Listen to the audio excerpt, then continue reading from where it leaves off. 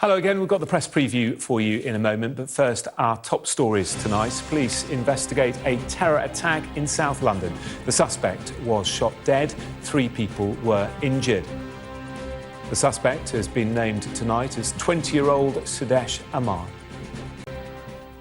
Good evening, you're watching the press preview. Our first look at what is on the front pages of Monday morning's papers in the next half an hour or so. We'll see what's making the headlines tonight with the author, Vidisha, and the editor of Spiked magazine, Brendan O'Neill. Evening to both of you. Let's take a look at some of the front pages then. We'll start with the Telegraph, all the papers, of course, leading with today's horrific terror attack in Streatham and raising questions over Sudesh Aman's history. Freed terrorist strikes again, the Telegraph says on its front page.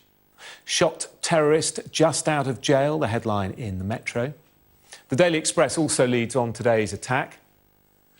The Guardian pictures the moment police shot the attacker.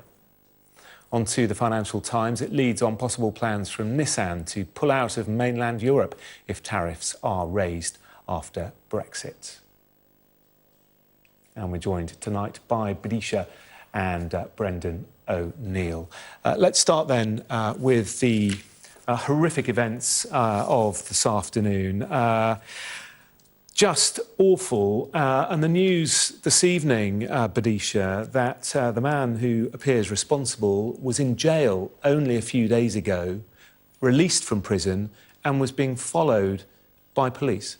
Right, exactly, and this is what's really striking. Of course, this is breaking news and it's going to be in all the front covers tomorrow, but it really calls into question not just what we know about the police operations and intelligence. You're someone who is under surveillance supposedly 24 hours a day and is also wearing a monitoring tag should not be able to get away with any of this from the very beginning, and that goes entirely without saying, but it also opens up a huge amount of questions about the prison service and about sentencing. So he had been imprisoned for sharing Al-Qaeda materials with a family WhatsApp group.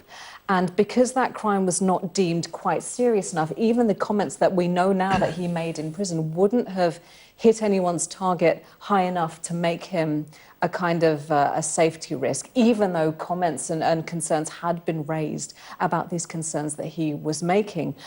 He would not have been able to perpetrate this attack unless he had been released automatically halfway through his sentence. And I'm very against this kind of automatic release halfway through. I think that if you're convicted of a crime, you are sentenced, you serve the sentence. So it says something also, I think, about prison funding, about prison monitoring, about all the things that have to happen in the justice system before we get to a tragedy like this, because it can't be the case that terrorism, these horrible stabbings, he stabbed a woman in the back. And that's really, to me, that's kind of a new level of sick, even in a terrible situation, that we respond and we say all of this stuff after the fact. And you see all these thousands and hundreds of ordinary Londoners in the footage that you've shown, standing on the street, looking at all these ambulances and police cars, wondering what's happened. There can't be more bodies. We can't do the analysis and regret after the perpetration. Yeah, that's the headline on the Express. Let's look at the headline on the Telegraph. Similar theme. The Telegraph saying a freed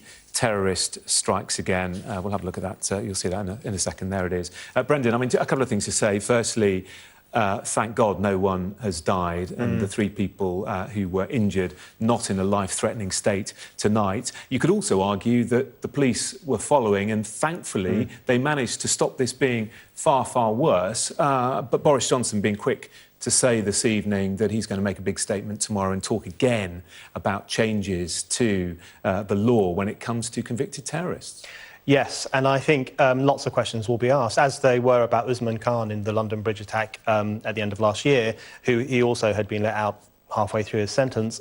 So there are serious problems here. And one thing that's been said about the guy who did the stabbing today is that not only was he in prison, as Vidisha says, for sharing Al-Qaeda material, but he was noted by police for having a fascination with dying in the name of terrorism.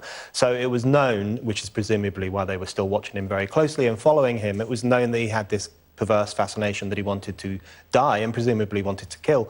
So it raises all sorts of questions. What was he doing in the community? Why was he out? What's happening in the prison service that means this can happen? So I think there's loads of questions. I actually think there are There are two problems when it comes to terrorism. First, there's the official response and the question of whether the prison system and the legal system are dealing with these things properly and in a tough enough way. I think there's also the cultural, political response and the need to have a broader social debate about the problem of terrorism. And I think one of the things that lots of people find frustrating is that it's quite difficult to have an open debate about terrorism now, particularly Islamic terrorism, because you are often shouted down as Islamophobic, or people will say, let's not focus on this too much, it will make certain communities feel picked on and so on. I think we do need to have an honest discussion about the fact that over the past few years there have been a number of atrocious attacks that have been carried out by Islamic extremists. We really need to work out why that's happening, be honest about it, and not shut people down or make them feel awkward. So I think there's a two-pronged approach. What can officials do to keep these people off our streets? What can we do as a society to have an honest debate about where this terror is coming from and what it's about? Let's have a look at the front of The Guardian. Terror attacker freed from jail and on police watch list. Shouldn't we also be talking about de-radicalisation programmes? Clearly, yes, they're not working. And saying to somebody, right, we're going to lock you up for twice as long, we're going to make sure you're not released early, that is all well and good. But if you're not helping people become de-radicalised in prison, then it's not going to make any difference how long they're in prison. When they come out, they're still going to carry out the same attack. That is very, very true. I do a lot of prison work, and I often have debates with myself about whether prison actually works. Certainly locking people up and then just throwing away the key doesn't work. So what you need is a fully empowered and much better funded prison system where you have guards who are not just guards. They are trained to pick up on red flags. They have eyes and ears open. They speak to their colleagues. Unfortunately, prisons and the overall prison system, well beyond talking about race and radicalisation, is so much on its knees at the moment that it very much depends in prison culture on the governor. So you might have a governor who is very interested in hearing what's happening on the landings, hearing the conversations. Or you can have the opposite. You have someone who says, you know what, there's too much argy-bargy, there are too many fights that are breaking out, my staff are in trouble. So the easiest way to deal with that is to lock people up for 23 hours a day. Believe me, if you do that, once you open the doors, you get very angry people coming out. And all the things that happen in society happen times 100 in a prison. So factional relationships, exploitation and abuse, bullying. It's like a country, except that the country doesn't have laws or a legal system or a court system. So all of the negative tendencies come to the fore.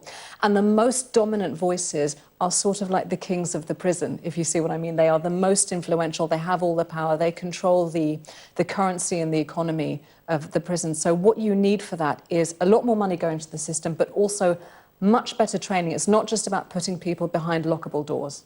Yeah, we'll take a quick look at the front of the Metro as well. Shot terrorist just out of jail. A picture there of Aman, just 20 years old. Quick final thought from you before we move on to Brexit. I agree with Bidisha. I don't think prison is a solution to all problems. I think there are too many people in jail who shouldn't be in there. But I think when it comes to terrorists or people who subscribe to the terrorist outlook who are either planning or have expressed an intention to carry out an attack, I think they do have to be kept away from the public for a pretty long time, even if at the same time we're working out what can we do to make sure that at some point in the future they could be released back into the community. OK, let's move on to Brexit. We've just got a minute or so, but I do want to get this in. Let's go to the Metro inside, talking about Dominic Raab's comments today. I mean, clearly, Brexit has happened, and yet nothing has happened.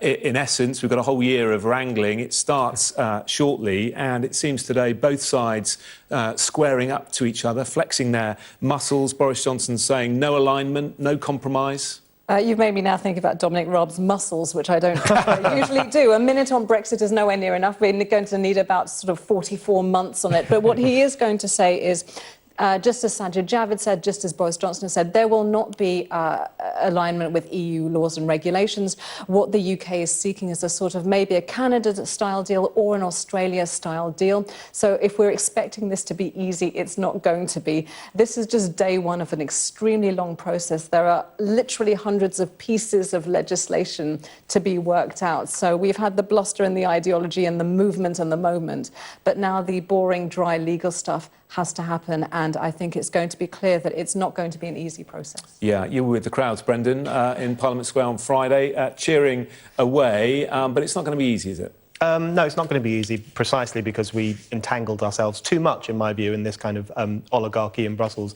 But I think Raab and Boris Johnson, they're right to say that we shouldn't align with EU rules and we shouldn't take laws from Europe. We have to remember that the vote for Brexit was precisely a vote to disalign ourselves from the European Union, to break free from the European Union. So that actually, I don't think that's as controversial as we sometimes think. It will be a difficult process, it will take time, but we have voted to leave the European Union, and that does mean leaving the European Union. OK, we'll get a clearer idea tomorrow from Boris Johnson and indeed from Michel Barnier, both setting out their stalls. Thank you both for the moment. Welcome back to the press preview. We're taking a look at Monday morning's papers with Badisha and Brendan O'Neill, both still here. Badisha, let's talk about this story. John Bercow, he's being accused of being a bully, but now he's saying that he too is a victim. Yes, I'm not sure if this counts as political news or court gossip, but John Bercow is now freed from being the speaker and is now giving a very long and typically voluble interview. He is under investigation at the moment for allegations of bullying. One of the people who worked with him, who is an ex-army man, said that the bullying he suffered under Bercow was worse than anything he saw in the army.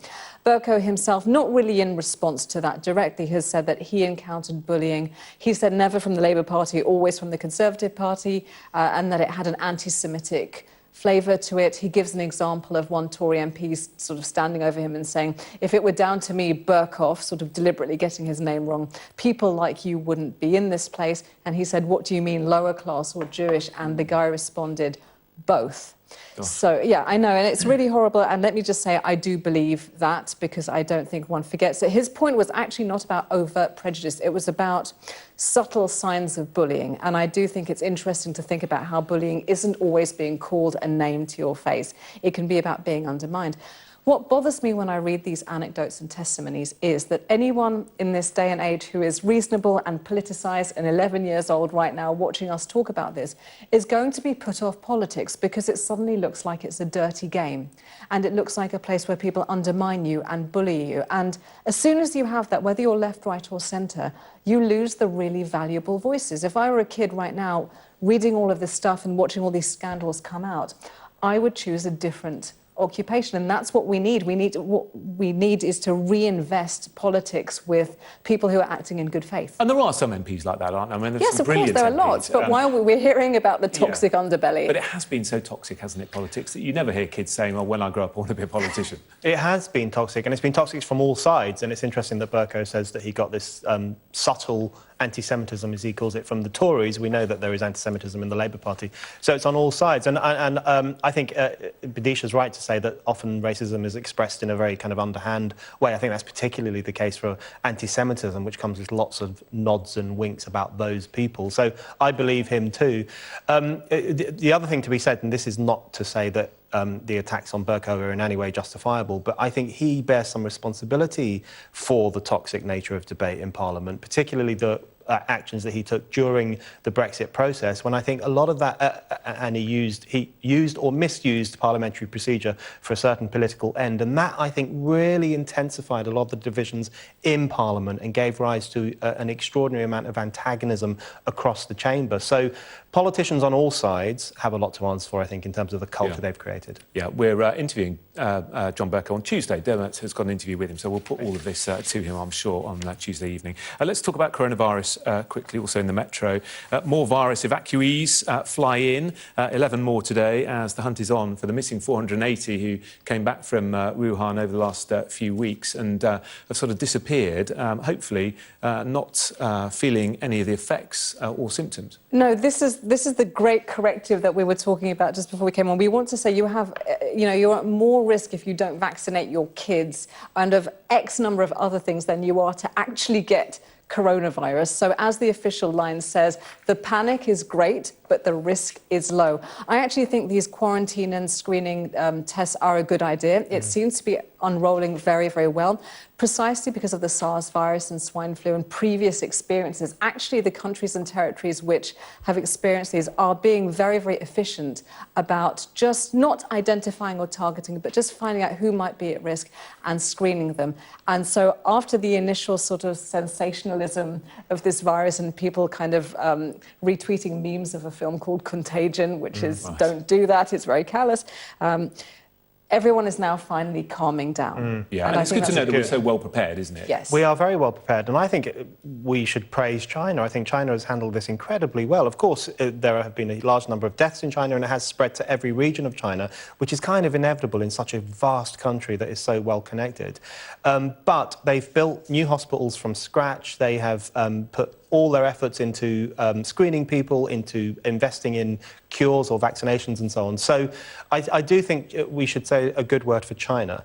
And I think we are well prepared. So I think panic is the worst response. And I think the cool, calm, rational assessment of the threat and how best to tackle it is far preferable. Yeah. Panic and memes and dodging Chinese people on the underground, which I saw someone do, none of that is necessary at all. I think we have to approach this in a really calm way. Yeah, absolutely. Well said. Thank you both very much indeed.